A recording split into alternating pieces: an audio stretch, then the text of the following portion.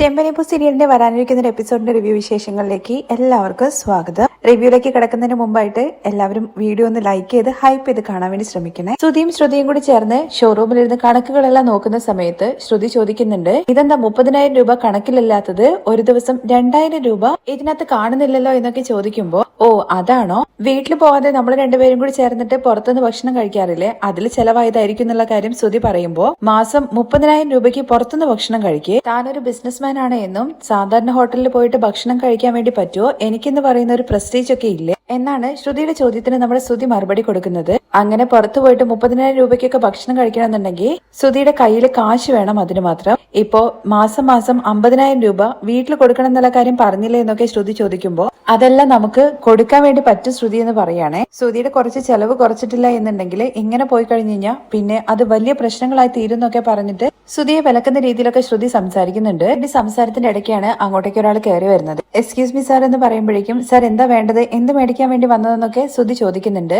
അവര് ഷോറൂമിന്റെ cash deposit ചെയ്യുന്ന bank ഉണ്ടല്ലോ, ആ ബാങ്കിലെ ആളാണ് വന്നിരിക്കുന്നത്. ബാങ്കിലെ ആളാണെന്നുള്ള കാര്യം കേൾക്കുമ്പോഴേക്കും ശ്രുതി പറയുന്നുണ്ട്, സർ ഞാൻ ഡ്യൂ ഒക്കെ ഈ മാസത്തെ കെട്ടിയല്ലോ എന്നുള്ള കാര്യത്തെ കുറിച്ച്, നിങ്ങളുടെ ക്രെഡിറ്റ് കാർഡ് സാങ്ഷൻ ആയിട്ടുണ്ട് എന്നുള്ള കാര്യമാണ് കേട്ടോ പറയുന്നത്. ഇത് കേട്ട ഉടനെ തന്നെ ശ്രുതി ചോദിക്കുന്നുണ്ട്, ശ്രുതി എപ്പോഴാണ് ക്രെഡിറ്റ് കാർഡ് അപ്ലൈ ചെയ്തത് എന്നുള്ള കാര്യം. ഞാനതിന് ശ്രുതി ക്രെഡിറ്റ് കാർഡ് അപ്ലൈ ചെയ്തില്ല എന്ന് ശ്രുതി പറയുമ്പോഴേക്കും ആ ബാങ്കിലെ സ്റ്റാഫ് പറയുന്നത്, സർ നിങ്ങൾക്ക് ഒരു ഓഫർ പോലെ വന്നതാണ്, നിങ്ങളുടെ ട്രാൻസാക്ഷൻ ബേസിൽ നിങ്ങൾക്ക് ഡയമണ്ട് ക്രെഡിറ്റ് കാർഡ് സാങ്ഷൻ ആയിട്ടുണ്ട് എന്നുള്ള കാര്യം പറയാണ്. അതിന്റെ ക്രെഡിറ്റ് ലിമിറ്റ് ആണെന്നുണ്ടെങ്കിൽ 10 lakhs ആണെന്നുള്ള കാര്യം കൂടി കേൾക്കുമ്പോഴേക്കും ശ്രുതിക്ക് ഭയങ്കര സന്തോഷമാവുന്നുണ്ട് കേട്ടോ. ഈ കാർഡ് സാറിന് എവിടെ വേണമെങ്കിലും യൂസ് ചെയ്യായിരുന്നു, പിന്നെ ഈ കാർഡ് യൂസ് ചെയ്ത് കഴിഞ്ഞാൽ സാറിന് ഒരുപാട് ഡിസ്കൗണ്ട് കിട്ടും എന്നുള്ള കാര്യങ്ങളെ കുറിച്ചൊക്കെ പറയുകയാണെ. ഇത് കേട്ട് ക്രെഡിറ്റ് കാർഡ് ആണെന്നുള്ള കാര്യം പോലും ഓർക്കാതെ ശ്രുതി ആണെന്നുണ്ടെങ്കിൽ ശ്രുതിയുടെ അടുത്ത് പറയുന്നത്, കേട്ടില്ലേ ശ്രുതി, ഞാൻ പറഞ്ഞില്ലേ നമ്മളെ തേടിയിട്ട് പണം വരും എന്നുള്ള കാര്യം. ഇത് കേട്ടിട്ട് ശ്രുതിക്ക് നല്ല ടെൻഷൻ ആവുന്നുണ്ട് കേട്ടോ. തുടർന്ന് ശ്രുതി ആണെങ്കിൽ ആ സ്റ്റാഫിന്റെ അടുത്ത് ചോദിക്കുന്നുണ്ട്, എന്തെങ്കിലും ഡോക്യുമെന്റ്സ് ഞാൻ സബ്മിറ്റ് ചെയ്യേണ്ട കാര്യമുണ്ടോ എന്നുള്ള കാര്യം. സർ അതിന്റെ ഒന്നും ഒരു ആവശ്യമില്ല, സാറിന് ഓൾറെഡി സാങ്ഷൻ ആയിട്ടുണ്ട്. ശ്രുതി ആണെന്നുണ്ടെങ്കിൽ സർ ഒരു നിമിഷം ഒന്നും ഇവിടെ ഇരിക്കുമോ എന്നുള്ള കാര്യം പറഞ്ഞുകൊണ്ട് അവരവിടെ നിർത്തിയിട്ട് ശ്രുതിയും കൂട്ടിയിട്ട് മാറി നിന്ന് സംസാരിക്കുന്നുണ്ട് കേട്ടോ.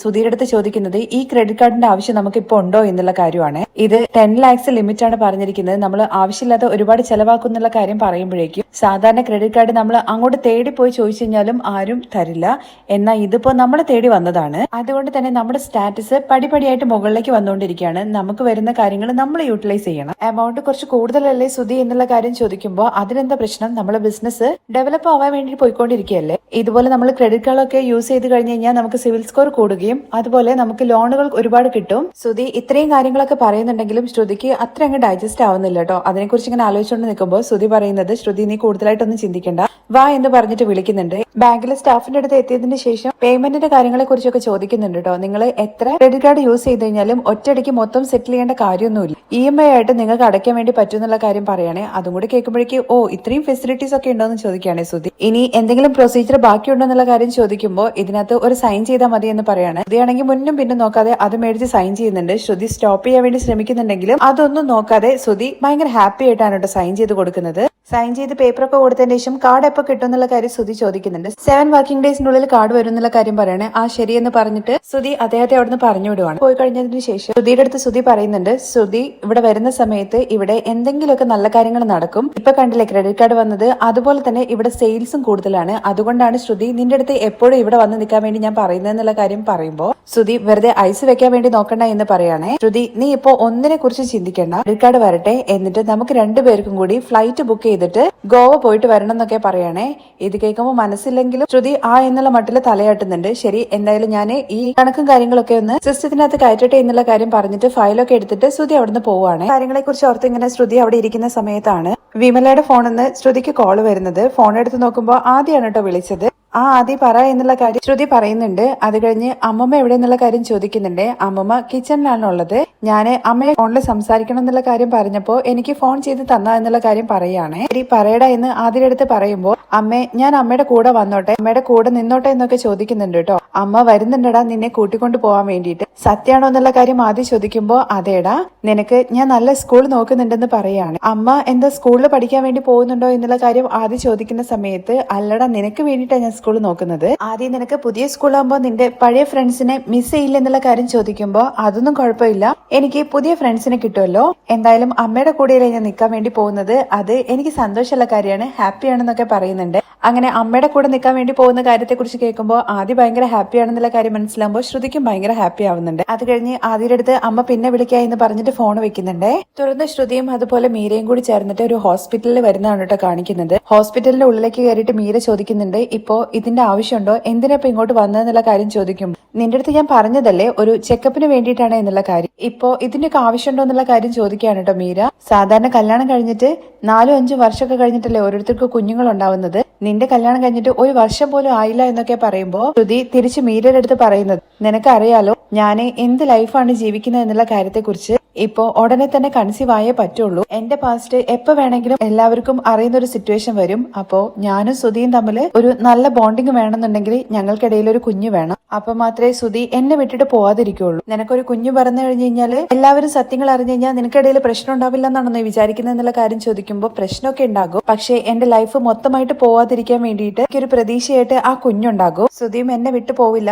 എന്നോട് ദേഷ്യം ഉണ്ടെന്നുണ്ടെങ്കിലും കുഞ്ഞിന് വേണ്ടിയിട്ട് എന്നെ സ്വീകരിക്കില്ലേ. നിനക്ക് ഓൾറെഡി ഒരു കുഞ്ഞില്ലേ, ആ കുഞ്ഞിനെ കുറിച്ച് നീ എപ്പോഴെങ്കിലും ചിന്തിച്ചിട്ടുണ്ടോ, അവരെ ഇങ്ങോട്ട് കൂട്ടിക്കൊണ്ടുവരണം എന്നുള്ള കാര്യത്തെ കുറിച്ചല്ലേ നീ പറഞ്ഞ്, അതിന്റെ എന്തായി എന്നുള്ള കാര്യം ചോദിക്കുമ്പോൾ ഉടനെ തന്നെ അവരെ ഇങ്ങോട്ട് കൂട്ടിക്കൊണ്ടുവരണം, ഇല്ലെങ്കിൽ സച്ചിയും അതുപോലെ രേവതിയും കൂടി അവനെ ദത്തെടുക്കാൻ വേണ്ടിയിട്ടെന്ന് പറഞ്ഞിട്ട് അവിടെ പോയി നിൽക്കും. പിന്നെ ഞാൻ എപ്പോ വേണമെങ്കിലും പിടിക്കപ്പെടും, അതിനു മുമ്പായിട്ട് അവർ രണ്ടുപേരെയും ഇങ്ങോട്ട് കൂട്ടിക്കൊണ്ടുവരണം. ഓക്കെ, അതൊക്കെ നമുക്ക് സെറ്റാക്കാം, പക്ഷെ അതിനു മുമ്പ് ഈ ചെക്കപ്പ് നിനക്ക് ആവശ്യമുണ്ടോ എന്നുള്ള കാര്യം ചോദിക്കുകയാണ് മീര. ഒരുപാട് നാളെ ഞാനും ട്രൈ ചെയ്യുന്നു, എന്തെങ്കിലും പ്രോബ്ലം ഉണ്ടോ എന്നുള്ള കാര്യം അറിയണ്ടേ എന്ന് ശ്രുതി ചോദിക്കുമ്പോൾ, നിനക്ക് എന്ത് പ്രോബ്ലം ഉണ്ടാവാനാ, നീ ഓൾറെഡി ഒരു കുഞ്ഞിനെ പ്രസവിച്ചതല്ലേ. മീര ഈ കാര്യം ഭയങ്കര ഒച്ചത്തിലാണ് കേട്ടോ പറയുന്നത്, മീര ഈ കാര്യം ഭയങ്കര സൗണ്ടിലാണ് കേട്ടോ പറയുന്നത്. ഇത് കേട്ട ഉടനെ ശ്രുതി, ഞാൻ നിനക്കൊരു ബൈക്ക് സെറ്റ് മേടിച്ചു തരട്ടെ എല്ലാവരും അറിയിക്കാൻ വേണ്ടിയിട്ട്, ആരെങ്കിലും ഇങ്ങോട്ട് വന്ന് കേട്ട എന്തായിരിക്കും അവസ്ഥ വരാൻ വേണ്ടി പോകുന്നൊക്കെ ശ്രുതി ചോദിക്കുമ്പോൾ, ഇവിടേക്ക് ആര് വരാനെന്നുള്ള കാര്യമാണ് മീര ചോദിക്കുന്നത്. എന്തായാലും ഒരു ചെക്കപ്പ് നടത്തിയിട്ട് എന്തെങ്കിലും പ്രോബ്ലം ഉണ്ടോ എനിക്ക് എന്നുള്ള കാര്യം അറിയാലോ എന്ന് പറയാണ്. ശരിയെന്ന് പറഞ്ഞിട്ട് ആദ്യം അവർ റിസപ്ഷനിൽ പോയിട്ട് ഡോക്ടറുടെ അപ്പോയിന്റ്മെന്റ് എടുത്തിട്ടുണ്ടെന്നുള്ള കാര്യം പറയുമ്പോൾ അവർ വെയിറ്റ് ചെയ്യാൻ വേണ്ടിയിട്ടാണ് കേട്ടോ പറയുന്നത്. രണ്ടുപേരും കൂടി ചേർന്നിട്ട് കുറച്ച് അപ്പുറത്ത് മാറിയിട്ട് വെയിറ്റ് ചെയ്യുന്ന സമയത്താണ് അങ്ങോട്ടേക്ക് രേവതിയും അതുപോലെ തന്നെ ദേവും കൂടി വരുന്നത്. ദേവുന് ഇന്ന് അവിടെ ഇന്റർവ്യൂവിന് വേണ്ടിയിട്ട് വന്നതാണ്. അക്കൗണ്ട്സിൽ അവിടെ വേക്കൻസി ഉണ്ടെന്നുള്ള കാര്യം അറിഞ്ഞുകൊണ്ട് ജോലി എന്തായാലും കിട്ടുമോ എന്നുള്ള കാര്യം രേവതി കൂടെ വന്നിട്ടുണ്ട് ചോദിക്കുകയാണ്. അത് ഇന്റർവ്യൂ അറ്റൻഡ് ചെയ്താലല്ലേ ചേച്ചി പറയാൻ വേണ്ടി പറ്റുമെന്ന് ദേവ് ചോദിക്കുന്ന സമയത്ത്, ഈ ഇന്റർവ്യൂവിൽ നിനക്ക് എന്തായാലും കിട്ടും, ഈ ജോലി നിനക്ക് ഉറപ്പാണ്, നീ ദൈവത്തിനോട് പ്രാർത്ഥിച്ചാൽ മതി എന്നുള്ള കാര്യം പറഞ്ഞിട്ട് അവരും ഉള്ളിലേക്ക് കയറി വരുവാണ്. രേവതിയും അതുപോലെ ദേവും കൂടി റിസപ്ഷന്റെ അരികിലേക്ക് എത്തുന്നതിന് മുമ്പായിട്ട് തന്നെ റിസപ്ഷനിലുള്ള സ്റ്റാഫ് ആണെന്നുണ്ടെങ്കിൽ ഡോക്ടർ കയറിക്കൊള്ളാൻ വേണ്ടി പറഞ്ഞിട്ടുണ്ടെന്ന് പറഞ്ഞിട്ട് ശ്രുതിയുടെ അടുത്ത് കയറിക്കൊള്ളാൻ പറയുന്നുണ്ട്. മീര പുറത്ത് വെയിറ്റ് ചെയ്യുമ്പോൾ മീരയുടെ ഫോണിലേക്ക് ഒരു കോൾ വന്നിട്ട് മീരയാണെങ്കിൽ സംസാരിക്കാൻ വേണ്ടിയിട്ട് കുറച്ച് അപ്പുറത്തേക്ക് പോകുന്നുണ്ട്. അപ്പോഴും ഇവര് റിസപ്ഷന്റെ അടുത്ത് എത്തിയിട്ടില്ല. ദേവിന്റെ അടുത്ത് ചോദിക്കുന്നുണ്ട്, നീ ജോലിക്ക് പോകാൻ വേണ്ടി തീരുമാനിച്ചോ എന്നുള്ള കാര്യം. അതെന്താ ചേച്ചി അങ്ങനെ ചോദിച്ചു എന്നുള്ള കാര്യം ദേവ് ചോദിക്കുമ്പോൾ, അല്ല നിനക്ക് കൂടുതൽ പഠിക്കണം എന്നുണ്ടെന്നുണ്ടെങ്കിൽ സച്ചിയേട്ടൻ നിന്നെ പഠിപ്പിക്കാന്നുള്ള കാര്യം പറഞ്ഞതല്ലേ എന്ന് ചോദിക്കുകയാണ്. ചേച്ചി എനിക്ക് വേണ്ടിയിട്ടാണ് ചേച്ചിയുടെ പഠിത്തം വേണ്ടാന്ന് വെച്ചത്, ഇപ്പോ ചേച്ചിയുടെ ജീവിതം നന്നായിട്ട് പോയിക്കൊണ്ടിരിക്കുകയാണ്, നിങ്ങൾക്ക് രണ്ടുപേർക്കും എന്തോരം കടമുണ്ട് എന്നും റൂം കെട്ടാൻ വേണ്ടിയിട്ട് നിങ്ങൾ പൈസ ചേർത്ത് വെക്കുന്ന കാര്യമൊക്കെ എനിക്ക് നന്നായിട്ട് അറിയാം, അതിനിടയ്ക്ക് ഞാനും കൂടി നിങ്ങൾക്ക് ഒരു ബുദ്ധിമുട്ടാവാൻ വേണ്ടി പാടില്ല എന്ന് പറയാണ്. അതൊക്കെ ഞങ്ങൾ ദൈവ നോക്കിക്കോളാം, നിനക്ക് പഠിക്കണം എന്ന് ആഗ്രഹം ഉണ്ടെന്നെങ്കിൽ അത് പറഞ്ഞാൽ മതി എന്ന് പറയാണ്. എനിക്ക് ഈ ജോലി കിട്ടിയാൽ മതി ചേച്ചി, ഈ ശമ്പളം വെച്ചുകൊണ്ട് എനിക്ക് അമ്മയും അതുപോലെ തന്നെ ശരത്തിനെ നന്നായിട്ട് നോക്കാൻ വേണ്ടി പറ്റുന്നൊക്കെ ദേവ് പറയുന്നത് കേൾക്കുമ്പോൾ, ഇന്നലെ നിന്നെ ചെറിയ കുട്ടിയായിരിക്കുന്ന സമയത്ത് സൈക്കിളിൽ വെച്ച് കൊണ്ടുപോയ കാര്യങ്ങളാണ് എനിക്ക് ഓർമ്മ വരുന്നത്. ഇന്ന് നിന്നെ ജോലിക്ക് ഇന്റർവ്യൂവിന് വേണ്ടിയിട്ട് കൂട്ടിയിട്ട് വരുന്നു. എന്തായാലും ദേവു നിന്റെ കാര്യം ആലോചിക്കുമ്പോൾ എനിക്ക് ഒരുപാട് സന്തോഷമുണ്ട്. ഈ ജോലി ദേവു നിനക്ക് ഉറപ്പായിട്ടും കിട്ടും, ഈ ജോലിയാണ് നിനക്കൊരു അടയാളമായിട്ട് മാറാൻ വേണ്ടി പോകുന്നതെന്നും, ഒരു പെണ്ണിന് ഒരു ജോലിയാണ് അവളെ മുന്നോട്ട് നയിക്കുക. നാളെ നിന്റെ കല്യാണം കഴിഞ്ഞ് പോകുന്ന സമയത്തും നിനക്കൊരു ജോലി ഉണ്ടെന്നുണ്ടെങ്കിൽ നിനക്ക് അവിടെ മര്യാദ കിട്ടും. അതിനെക്കുറിച്ച് എനിക്ക് അറിയാലോ ചേച്ചി, ചേച്ചിയുടെ വീട്ടിൽ കാണുന്നതല്ലേ ഞാൻ എന്ന് പറഞ്ഞ് റിസപ്ഷനിൽ പോയിട്ട് ഇന്റർവ്യൂവിന്റെ കാര്യങ്ങളെ കുറിച്ചൊക്കെ അന്വേഷിക്കുന്നുണ്ട് ദേവു. ഏത് റൂമിലെ ഇന്റർവ്യൂ എന്നുള്ള കാര്യമൊക്കെ റിസപ്ഷനിൽ പറഞ്ഞു കൊടുക്കുന്നുണ്ട്. ചേച്ചി ഒന്ന് വെയിറ്റ് ചെയ്യൂ, ഞാൻ പോയിട്ട് ഇന്റർവ്യൂ അറ്റൻഡ് ചെയ്തു വരാന്ന് പറഞ്ഞിട്ട് ദേവു അങ്ങോട്ട് പോകുന്നുണ്ട്. രേവതിയാണെങ്കിൽ ഓൾ ദി ബെസ്റ്റ് ഒക്കെ പറയുന്നുണ്ട്. അത് കഴിഞ്ഞ് ശ്രുതി ചെക്കപ്പ് ഒക്കെ കഴിഞ്ഞ് ഡോക്ടർ ചോദിക്കുന്നുണ്ട് കേട്ടോ, ഫസ്റ്റ് ഡെലിവറിയിൽ എന്തെങ്കിലും കോംപ്ലിക്കേഷൻസ് ഉണ്ടായിരുന്നോ എന്നുള്ള കാര്യം. ഇല്ല ഡോക്ടർ, നോർമൽ ഡെലിവറി ആയിരുന്നു, പെയിൻ വന്നിട്ട് 2-3 ഹവേഴ്സിനുള്ളിൽ തന്നെ ഞാൻ ഡെലിവറി ആയി എന്നുള്ള കാര്യം പറയുകയാണേ. പക്ഷെ ഈ ടൈമിൽ കൺസീവ് ആവാൻ വേണ്ടി ടൈം എടുക്കുന്നു എന്നുള്ള കാര്യം കൂടി അറിയിക്കുന്നുണ്ട്. ശരി വരൂ എന്ന് പറഞ്ഞിട്ട് പെട്ടെന്ന് എഴുന്നേപ്പിച്ചിട്ട് ഡോക്ടറിന്റെ അരികിലുള്ള സീറ്റിൽ പോയി ഇരിക്കുകയാണ് കേട്ടോ ശ്രുതി. ഫിസിക്കലി ശ്രുതിക്ക് ഒരു കുഴപ്പമില്ല എന്ന്. പിന്നെ എന്തുകൊണ്ടാണ് എനിക്ക് കൺസീവ് ആവാൻ വേണ്ടി പറ്റാത്ത എന്നുള്ള കാര്യം ശ്രുതി ചോദിക്കുമ്പോൾ അതിന് വേറെ ഒരുപാട് റീസൺസ് ഉണ്ടാവും. നിങ്ങൾ മെന്റലി അല്ല എന്നാ തോന്നുന്നത്, ഇങ്ങനെ സ്ട്രെസ്സും കാര്യങ്ങളൊക്കെ വരാറുണ്ടോ എന്നുള്ള കാര്യം ചോദിക്കുമ്പോൾ ശ്രുതി ആദ്യം ഒന്ന് ഷോക്കായ പോലെ ആവുന്നുണ്ട് കേട്ടോ. എന്നിട്ട് ഡോക്ടറെ അടുത്ത് ഇടയ്ക്കിടയ്ക്കൊക്കെ സ്ട്രെസ് വരാറുണ്ട്, എന്തെങ്കിലും പെർട്ടിക്കുലർ ഇഷ്യൂ ഉണ്ടെന്നുള്ള കാര്യം ഡോക്ടർ ചോദിക്കുന്ന സമയത്ത് ഫാമിലി ഇഷ്യൂ എന്ന് പറയുന്നുണ്ട് കേട്ടോ. എല്ലാ ഫാമിലീസിലും ഇഷ്യൂസ് ഉണ്ടാകും, അതിനെക്കുറിച്ച് കൂടുതൽ ചിന്തിക്കാതെ റിലാക്സ് ആയിട്ട് ഇരിക്കാനൊക്കെ ഡോക്ടർ പറയുന്നുണ്ട്. ഉണ്ടാവാനുള്ള സാധ്യത ഉണ്ടോ എന്നുള്ള കാര്യം ശ്രുതി ഡോക്ടറെ അടുത്ത് ചോദിക്കുന്ന സമയത്ത് ചാൻസസ് ഉണ്ട്. ചിലവർക്ക് സെക്കൻഡ് ബേബി കുറച്ച് ലേറ്റ് ആയിട്ടേ ഉണ്ടാകുള്ളൂ. എന്തായാലും നിങ്ങൾ മൈൻഡൊക്കെ ഒന്ന് റിലാക്സ് ചെയ്തിട്ട് നല്ല ഹെൽത്തി ഫുഡ്സ് ഒക്കെ കഴിക്കും. മെഡിറ്റേഷനും അതുപോലെ തന്നെ വാക്കിങ്ങിനൊക്കെ പോകണം. ചില വൈറ്റമിൻ ടാബ്ലറ്റ്സ് ഒക്കെ എഴുതി തരാം. ഉടനെ തന്നെ നിങ്ങൾക്ക് കൺസീവ് ആവാൻ വേണ്ടി പറ്റും. എന്തായാലും ഇപ്പൊ നിങ്ങൾ വെയിറ്റ് ചെയ്യുമെന്ന് പറഞ്ഞിട്ട് പുറത്തിരിക്കാൻ വേണ്ടി ശ്രുതിയുടെ അടുത്ത് പറയാണ്. ഡോക്ടറിന്റെ റൂമിൽ നിന്ന് പുറത്തേക്ക് ഇറങ്ങുമ്പോഴാണ് ദേവു ഇന്റർവ്യൂവിന് വേണ്ടിയിട്ട് ഉള്ളിലേക്ക് കയറുന്നത്.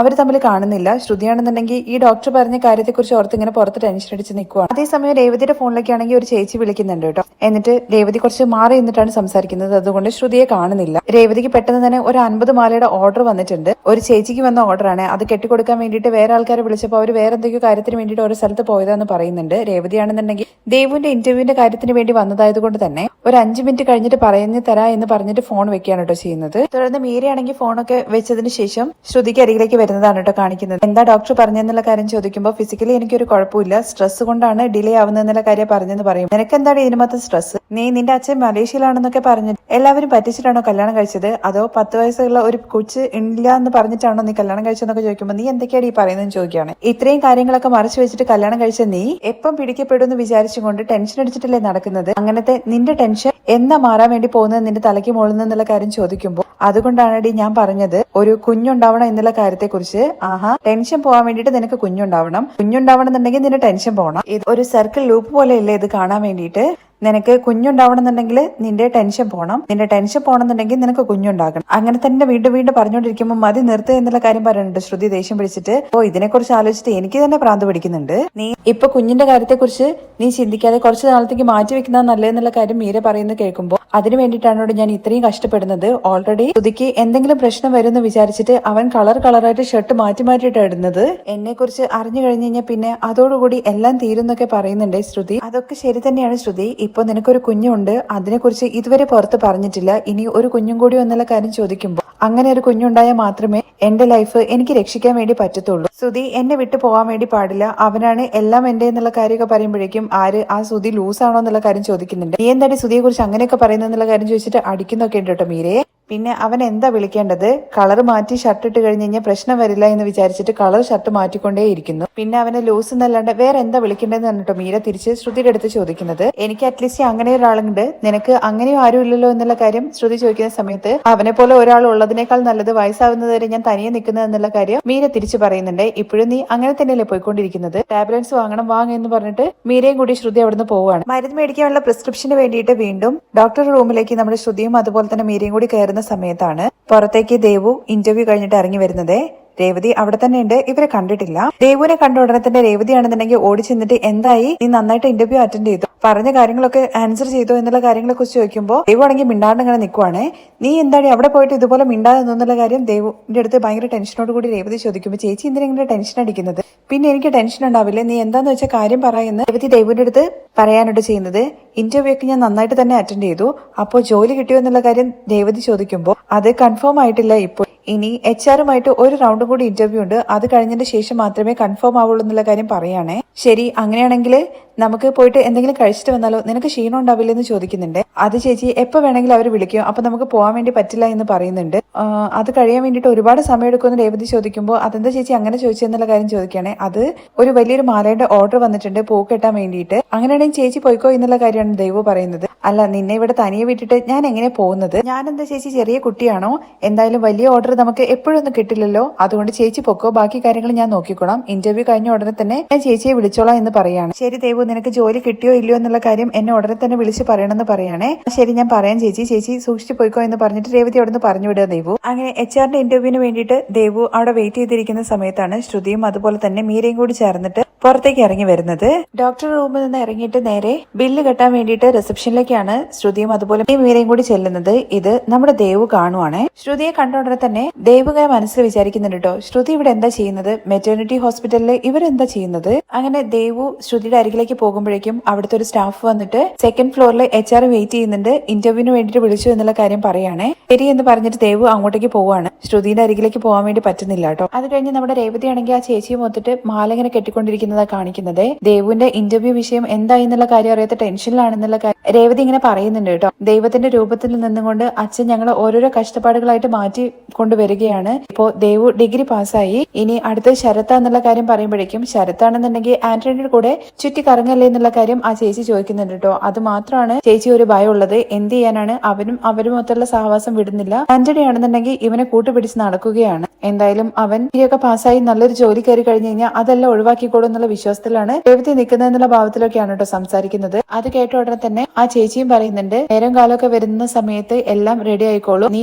ഭയപ്പെടേണ്ട കാര്യമൊന്നുമില്ല എന്നൊക്കെ പറയാണ്. അപ്പോഴേക്കും ദേവു രേവതിയുടെ ഫോണിലേക്ക് വിളിക്കുന്നുണ്ട്. ദേവുവിന്റെ കോളാന്നുള്ള കാണുമ്പോൾ ഭയങ്കര സന്തോഷത്തോട് കൂടിയിട്ടാണ് രേവതി ആ കോൾ അറ്റൻഡ് ചെയ്യുന്നത്. എന്താ ഈ ദേവു എന്നുള്ള കാര്യം ചോദിക്കുമ്പോൾ ചേച്ചി എനിക്ക് ജോലി കിട്ടി എന്നുള്ള കാര്യം പറയാണ്. അത് കേൾക്കുമ്പോൾ രേവതിക്ക് ഭയങ്കരമായിട്ട് സന്തോഷമാവുന്നുണ്ട്. ചേച്ചി 6 മാസം പ്രൊബേഷൻ പീരീഡ് ആണ്, അത് കഴിഞ്ഞിട്ട് എന്റെ ജോലിയുടെ പെർഫോമൻസ് അനുസരിച്ച് അവര് പെർമനന്റ് ആക്കുന്നുള്ള കാര്യം പറയാണ്. നാളെ തന്നെ ജോയിൻ ചെയ്യാൻ വേണ്ടിയിട്ടും പറഞ്ഞ കാര്യം ദേവു രേവതിയെ അറിയിക്കുന്നുണ്ട്. എന്തായാലും ഒരുപാട് സന്തോഷമുണ്ട്. പക്ഷെ ഒരേ ഒരു സങ്കടം മാത്രമേ ഉള്ളൂ, നമ്മുടെ അച്ഛൻ ഇതൊന്നും കാണാൻ വേണ്ടിയിട്ട് ഇല്ലാണ്ടായി പോയല്ലോ. അച്ഛൻ ഇതെല്ലാം കണ്ടിട്ടുണ്ടായിരുന്നെങ്കിൽ ഒരുപാട് സന്തോഷിച്ചാൻ എന്നുള്ള കാര്യം പറയുമ്പോൾ അച്ഛനെ കുറിച്ച് എനിക്കും ഓർമ്മ വന്നുകൊണ്ടിരിക്കുകയാണ് എന്നുള്ള കാര്യം ദേവും പറയുന്നുണ്ട്. എന്തായാലും അച്ഛൻ നമ്മുടെ കൂടെ തന്നെ ഉണ്ട്. നാളെ നിനക്ക് ജോയിൻ ചെയ്യണം എന്നല്ലേ പറഞ്ഞത്. ശരി, നീ പെട്ടെന്ന് തന്നെ വീട്ടിലേക്ക് പോകാൻ നോക്ക്. അമ്മയുടെ അടുത്ത് കാര്യം പറഞ്ഞു എന്നുള്ള കാര്യം ചോദിക്കുമ്പോൾ ഇല്ല, ഞാൻ ആദ്യം തന്നെ ചേച്ചിയാണ് വിളിച്ച് പറഞ്ഞത് എന്നുള്ള കാര്യം ദേവു പറയുന്നുണ്ട്. ഞാനും എന്തായാലും സച്ചേട്ടൻ അടുത്ത് വിളിച്ചു പറയട്ടെ, സച്ചേട്ടന് ഒരുപാട് സന്തോഷമാവും എന്നുള്ള കാര്യം പറയുന്നുണ്ട്. ശരി ചേച്ചി പിന്നെ മറ്റൊരു വിഷയം എന്നുള്ള കാര്യം പറഞ്ഞു ശ്രുതിയെ ഹോസ്പിറ്റലിൽ കണ്ട കാര്യത്തെക്കുറിച്ച് ദേവു രേവതിയെ അറിയിക്കുകയാണ്. അവിടെ എന്തിനാ വന്നതെന്നുള്ള കാര്യം ചോദിക്കുമ്പോൾ ചേച്ചി ഞാൻ നോക്കുന്ന സമയത്ത് കൗണ്ടറിൽ ബില്ല് അടച്ചുകൊണ്ടിരിക്കുകയായിരുന്നു, സംസാരിക്കണമെന്ന് വിചാരിച്ചിട്ട് പോകുമ്പോഴേക്കും എന്നെ ഇന്റർവ്യൂവിന് വേണ്ടിയിട്ട് വിളിച്ചു. ഇവിടെ കുഞ്ഞുങ്ങളുടെ കാര്യങ്ങൾക്ക് വേണ്ടിയിട്ടുള്ള ഹോസ്പിറ്റലാണല്ലോ, അതിനു വേണ്ടിയിട്ട് മാത്രമേ ആൾക്കാർ ഇങ്ങോട്ട് വരാറുള്ളൂ എന്നുള്ള കാര്യം പറയുമ്പോൾ ഒരുപക്ഷെ അതായിരിക്കും എന്നുള്ള കാര്യം രേവതി ചിന്തിക്കുന്നുണ്ട്. അതെന്ന് വെച്ചാല് അല്ല, ഒരുപക്ഷെ ശ്രുതിക്ക് വിശേഷം എന്തെങ്കിലും ഉണ്ടോന്ന് ആർക്കറിയാം. ഒരുപക്ഷെ ആയിരിക്കും ചേച്ചി, അതിനുവേണ്ടി ചെക്കപ്പ് ചെയ്തിട്ട് പോകുന്നതായിരിക്കും. എന്തായാലും ഉറപ്പായിട്ടും അത് തന്നെയായിരിക്കും. കുറച്ചു നാളായിട്ട് ശ്രുതിയുടെ മുഖമൊക്കെ വല്ലാണ്ടായിട്ടുണ്ടായിരുന്നു, ഒരുപക്ഷെ അത് തന്നെ ആവാനാ സാധ്യത എന്നുള്ള കാര്യം പറയണം കേട്ടോ രേവതി. എന്തായാലും ഇന്ന് 2 കാര്യങ്ങൾ നടന്നു. നിനക്ക് ജോലിയും കിട്ടി, പിന്നെ ശ്രുതി ഗർഭിണിയാന്നുള്ള കാര്യം അറിഞ്ഞു എന്ന് പറഞ്ഞിട്ട് സന്തോഷപ്പെടുന്ന സമയത്ത് ചേച്ചിയുടെ അമ്മായിമ്മയുടെ കൂടെ ചേർന്നിട്ട് ചേച്ചിക്ക് ഒരു വിലയും തരുന്നില്ലല്ലോ, ആ പെണ്ണിന് വേണ്ടിയിട്ടാണ് ചേച്ചി ഇങ്ങനെ സന്തോഷിക്കുന്നത് എന്നുള്ള കാര്യമൊക്കെ ചോദിക്കാണ് കേട്ടോ ദേവു. എന്ന് കരുതിയിട്ട് നമ്മുടെ കുടുംബത്തിലുള്ള ആള് തന്നെയല്ലേ ശ്രുതി. നമ്മുടെ കുടുംബത്തിൽ ഒരു കുഞ്ഞുണ്ടാവുക എന്നുള്ള കാര്യം പറയുന്നത് ഒരുപാട് സന്തോഷമുള്ള കാര്യം തന്നെയല്ലേ. ഇപ്പൊ എവിടെയുള്ളത്, ചേച്ചി എന്തോ മാല കെട്ടണം എന്നുള്ള കാര്യത്തെ കുറിച്ച് പറഞ്ഞല്ലോ, ഞാൻ ഹെൽപ്പ് ചെയ്യാൻ വേണ്ടിയിട്ട് വരണം എന്നുള്ള കാര്യം ചോദിക്കുമ്പോൾ ഇപ്പൊ നിനക്ക് ജോലി കിട്ടിയില്ലേ, ആ കാര്യം മാത്രം നീ നോക്കിയാൽ മതി എന്നുള്ള കാര്യമാണ് രേവതി പറയുന്നത്. ശരി, എന്തായാലും നീ ഈ കാര്യം അമ്മയെ അറിയിക്കേ, ഞാൻ ഫോൺ വെക്കുക എന്ന് പറഞ്ഞിട്ട് രേവതി ഫോൺ വെക്കുന്നുണ്ട്. രേവതി ഫോണിൽ സംസാരിക്കുന്നത് കേൾക്കുമ്പോൾ തന്നെ അവിടെ നിൽക്കുന്ന ചേച്ചിക്ക് കാര്യം മനസ്സിലാവുന്നുണ്ട്. എന്തായാലും ദേവുവിന് ജോലി കിട്ടിയല്ലോ, നിന്റെ കഷ്ടപ്പാടൊന്നും വെറുതെ ആയില്ലല്ലോ, നിന്റെ അനിയത്തിക്കും അനിയനും വേണ്ടിയിട്ടല്ലേ നീ ജീവിച്ചതെന്നുള്ള കാര്യം ചോദിക്കുകയാണ്. ലക്ഷ്മിക്കും എന്തായാലും ഒരുപാട് സന്തോഷാവെന്നൊക്കെ പറയുന്നുണ്ട്. അതേ ചേച്ചി എന്ന് പറയണേ, അല്ല ആരാണ് ഗർഭിണിയായ കാര്യത്തെ കുറിച്ച് സംസാരിച്ചെന്നുള്ള കാര്യം ചോദിക്കുമ്പോ അതാണ് സച്ചേട്ടന്റെ ഏട്ടന്റെ ഭാര്യയെ കുറിച്ചിട്ടാണ് പറഞ്ഞത്, വീട്ടില് എല്ലാവരും സന്തോഷിക്കും എന്നുള്ള കാര്യമൊക്കെ പറഞ്ഞു രേവതി ഭയങ്കര സന്തോഷമായിട്ട് ഇങ്ങനെ നിൽക്കുവാണ്. തുടർന്ന് രാത്രിയാണ് കേട്ടോ കാണിക്കുന്നത്. രേവതി കേസരിയൊക്കെ ഉണ്ടാക്കുന്നുണ്ട്. ഇത് കണ്ടുകൊണ്ടാണ് സച്ചി അങ്ങോട്ട് കയറി വരുന്നത്. ടേസ്റ്റ് ചെയ്തിട്ട് അടിപൊളിയായിട്ടുണ്ടെന്നുള്ള കാര്യം പറയാണ്.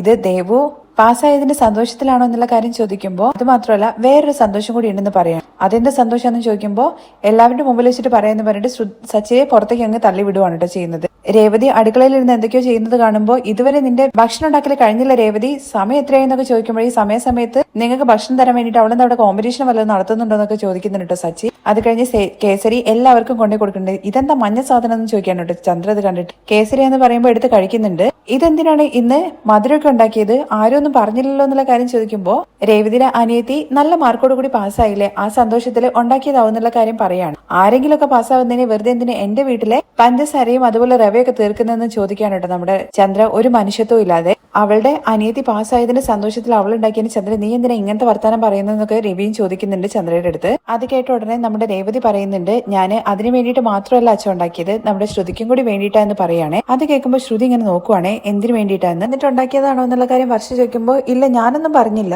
രേവതി നീ എനിക്ക് വേണ്ടിയിട്ട് ഉണ്ടാക്കിയെന്നുള്ള കാര്യം പറഞ്ഞല്ലോ, പക്ഷെ എനിക്ക് കാര്യം മനസ്സിലായില്ല. അതേ ശ്രുതി നിന്റെ ജീവിതത്തിൽ ഒരു നല്ല കാര്യം നടക്കാൻ വേണ്ടി പോവല്ല, അതിന് വേണ്ടിയിട്ടാ എന്നുള്ള കാര്യം പറയുമ്പോൾ എന്താ കാര്യം എന്നുള്ള കാര്യം അറിയില്ലല്ലോ. അതുകൊണ്ട് ചന്ദ്രൻ ഇങ്ങനെ എന്താന്നുള്ള മട്ടിൽ ഇങ്ങനെ നോക്കുന്നുണ്ട് ശ്രുതിയെ. തുടർന്ന് സച്ചി പറയുന്നത് രേവതി ഇവനെ കല്യാണം കഴിച്ചതോട് കൂടിയിട്ട് ശ്രുതിയുടെ ലൈഫിലുള്ള എല്ലാ നല്ല കാര്യവും പോയി, സച്ചേട്ടനൊന്നും മിണ്ടാതിരുന്നെന്ന് പറയണേ. എടാ എന്ന് പറഞ്ഞിട്ട് ശ്രുതിയും അതിന് നേരെ കയറി പിടിക്കുമ്പോഴേക്കും ഒന്ന് നിർത്തുന്നുണ്ടോ ശ്രുതി, എന്താണ് നല്ലത് കാര്യം എന്ന് വെച്ചാൽ അത് പറയുന്ന രവി പറയുമ്പോഴേക്കും ചന്ദ്ര പറയുന്നുണ്ട് അങ്ങനെ എന്തെങ്കിലും നല്ല കാര്യം ഉണ്ടെന്നുണ്ടെങ്കിൽ അവള് ആദ്യം എന്റെ അടുത്തല്ലേ പറയാ, എന്താ വിഷയം എന്നുള്ള കാര്യം ചന്ദ്ര ശ്രുതിയുടെ അടുത്ത് ചോദിക്കുന്നുണ്ട്. ആന്റി എനിക്ക് തന്നെ എന്താ കാര്യം എന്നുള്ള കാര്യം അറിയില്ല. രേവതി നീ എന്തിനെ കുറിച്ചായി പറയുന്നത്, നീ എന്തിനാ ശ്രുതി ഇങ്ങനെ മറച്ചു വെക്കുന്നത്, നീ പറഞ്ഞിട്ടില്ലെങ്കിലും കാര്യം എന്താന്ന് എനിക്ക് മനസ്സിലായി. രേവതി നീ എന്തിനെ കുറിച്ചാണ് പറയുന്നത്, എനിക്കൊന്നും മനസ്സിലാവുന്നില്ല എന്നുള്ള കാര്യം ശ്രുതി വീണ്ടും പറയാണ്. രേവതി നീ എന്തിനെ കുറിച്ചാണ് പറയുന്നത് വീണ്ടും ചോദിക്കുമ്പോഴേക്കും നീ അമ്മയാവാൻ വേണ്ടി പോവല്ലേ എന്നുള്ള കാര്യം ചോദിക്കുകയാണ് രേവതി. അത് കേട്ട് ഷോക്ക് അടിച്ച പോലെ നിൽക്കുകയാണ് ചന്ദ്രയും അതുപോലെ തന്നെ ശ്രുതിയും. എന്നാൽ ബാക്കിയുള്ള എല്ലാവർക്കും ഭയങ്കരമായിട്ട് സന്തോഷമാവുന്നുണ്ട്. രേവതി നീ എന്താ ഈ പറയുന്നത് എന്നുള്ള കാര്യം രവി ചോദിക്കുമ്പോൾ അതേ അച്ഛാ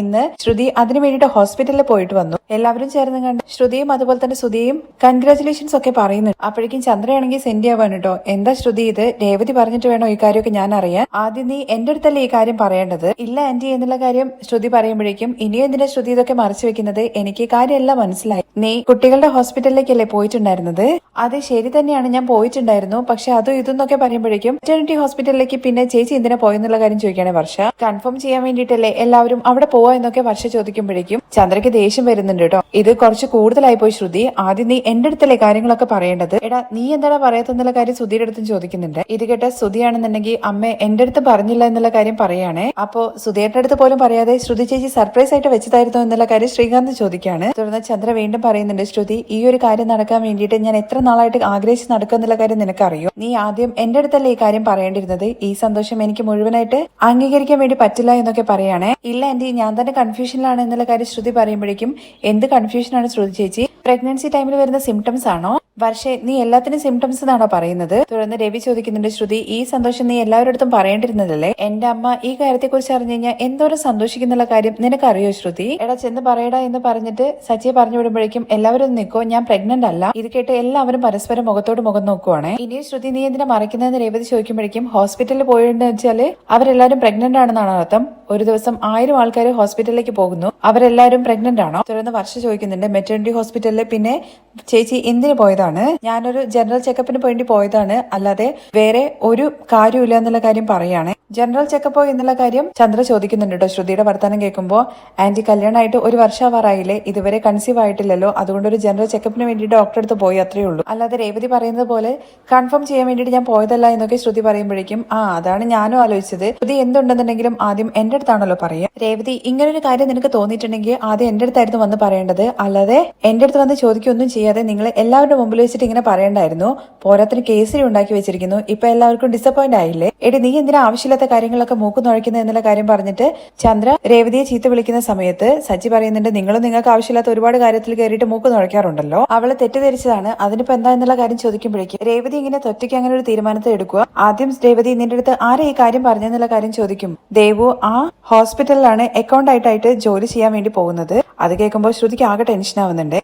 അവക്കൊക്കെ ജോലി കിട്ടിയോ എന്നുള്ള കാര്യം കളിയാക്കുന്ന രീതിയിൽ ചന്ദ്ര ചോദിക്കുന്ന സമയത്ത് അവൾക്ക് എന്താ ജോലി കിട്ടാതെ, അവൾ ഫസ്റ്റ് ക്ലാസ്സിലാണ് ഡിഗ്രി പാസ്സായത്, പാസ്സായ ഉടനെ തന്നെ അവൾക്ക് ജോലിയും കിട്ടി. രേവതി എന്താ കാര്യം എന്നറിയാതെ നീ വെറുതെ ഓരോന്ന് പറയാൻ വേണ്ടി നിൽക്കത്, എല്ലാത്തിനും ഒരു ലിമിറ്റ് ഉണ്ട്, ഒരു ബൗണ്ടറി ഉണ്ട്, അതിനപ്പുറത്തേക്ക് കടക്കരുത് എന്ന് പറഞ്ഞിട്ട് ദേഷ്യം പിടിച്ചിട്ട് ശ്രുതി പോവാണ് കേട്ടോ ചെയ്യുന്നത്. ഭക്ഷണം കഴിച്ചിട്ട് പോ ശ്രുതി എന്നുള്ള കാര്യം പറയുമ്പോൾ ആന്റി എനിക്ക് വേണ്ട എന്ന് പറഞ്ഞിട്ട് ദേഷ്യം പിടിച്ചിട്ട് ശ്രുതി ഉള്ളിലേക്ക് കയറി പോകുന്നുണ്ട്. പിന്നെ വലിയ ക്രിക്കറ്റ് പ്ലെയർ അല്ലേ ബൗണ്ടറി ഒക്കെ വെക്കാൻ വേണ്ടിയിട്ടെന്ന് സച്ചി പറയാണ്. അത് കഴിഞ്ഞിട്ട് രേവതിയുടെ അടുത്ത് സച്ചി നീ ഫീൽ ചെയ്യേണ്ട കാര്യമൊന്നുമില്ല എന്ന് പറയാണ്. രവിയും പറയുന്നുണ്ട് രേവതി നീ നല്ലൊരു കാര്യത്തിന് വേണ്ടിയിട്ടല്ലേ ചെയ്തത്, നീ ഫെയിൽ ചെയ്യേണ്ട കാര്യമൊന്നുമില്ല. തുടർന്ന് ചന്ദ്ര അവിടെ നിന്നൊന്നും മിണ്ടാതെ എണീറ്റ് പോകുന്നുണ്ട്. ബാക്കി എല്ലാവരും കൂടി ഇരുന്നിട്ട് കേസറ്റ് നന്നായിട്ടുണ്ടെന്ന് പറഞ്ഞിട്ട് നന്നായിട്ട് കഴിക്കുന്നു.